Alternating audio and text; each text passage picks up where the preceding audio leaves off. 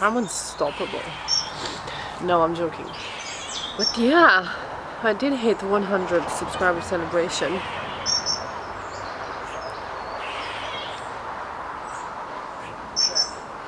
That's nuts. Well, I often think about women, and not in that sexy way.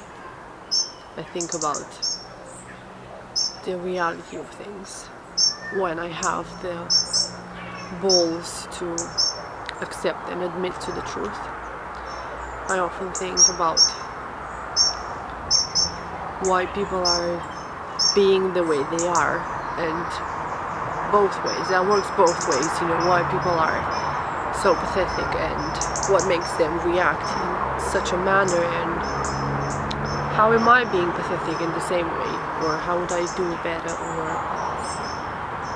I basically try to not focus on people's mistakes and flaws just because I'm better than them, because I'm not. I'm trying to observe the world and try to figure out myself and try to catch myself when I'm pointing out fingers.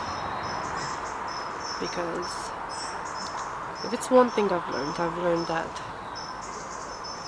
you know, whatever, if you're angry or sad or bitter or resentful because someone or life has been unfair with you, it is true that to some degree, but most of the time we are the ones that fucked up, and it's really difficult to admit to that, you know. I think, at least around me, a lot of people are blaming others for their misfortune, or they're blaming others for their misfortune, and for the way they feel, you know. And I think other people are not responsible for how we feel. I've also learned that you experience the world through yourself, so no one's asking us what do you want to do with your life, like for real. If you would have asked me what I want to do with my life when I was a child, I would have said one word, you know, what girls say, you really want a hairdresser or a nurse or I don't know, anything like that, which is kind of lame. And it's not lame what you want to become, it's lame that you have to say only one word.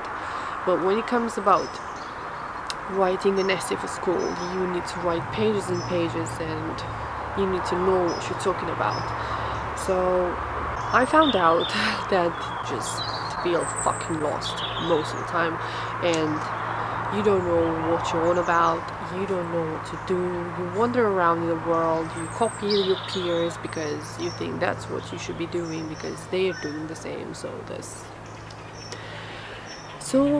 25, and then you're 30, and then you're 35, and you think, you know, you still don't know what you're meant to be doing, and you figure out you haven't done what you really wanted to do, and you realize that you basically said, you know, I'm gonna do this crummy job because one day I'm gonna change and things is gonna change for me because, I don't know, you know, depends on the person. You have your reason why you think things are gonna change for you, because maybe because you're special and because things should work out for you because that's how you thought when you were a child, that's how the world's gonna be.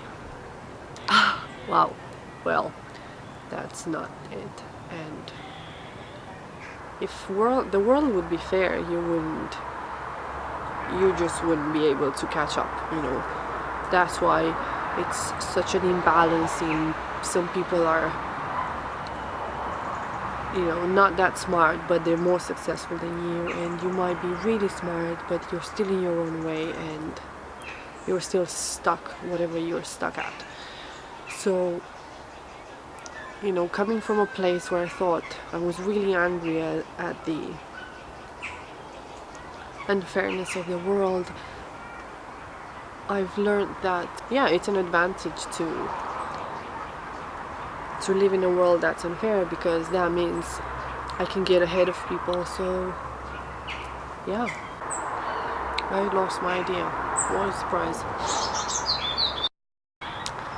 That's not cool, you know. There's a time when you're not cool. And yeah, this is the day for me, and you know, I like myself because I haven't stopped doing it. I don't know why, because I have nothing to say.